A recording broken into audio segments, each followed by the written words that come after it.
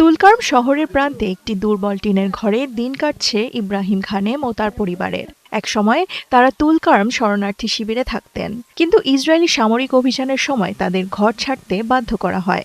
এখন হাজারো বাস্তুচ্যুত মানুষের মতো অনিশ্চয়তায় দিন পার করছেন তারা। আমাদের আগের পরিস্থিতি অনেক ভালো ছিল, কিন্তু বাস্তুচ্যুতি আর যুদ্ধ আমাদের জীবন পুরো বদলে দিয়েছে। সবচেয়ে বড় সমস্যা নিরাপত্তাহীনতা।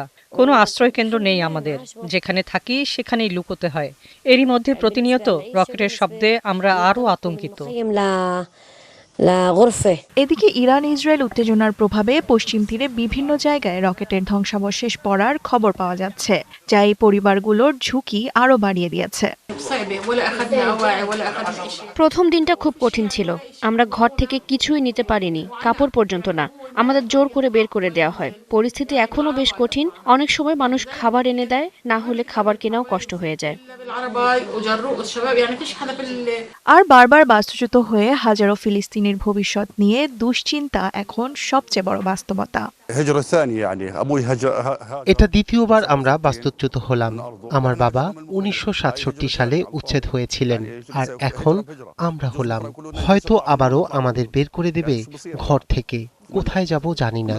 বাচ্চাদের ভবিষ্যৎ নিয়ে খুব চিন্তা হয়।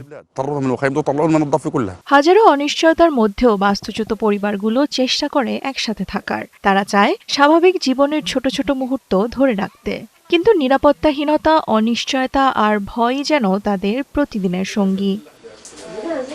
দেওয়ান মুবাশশিরা হোসেন, ৭১।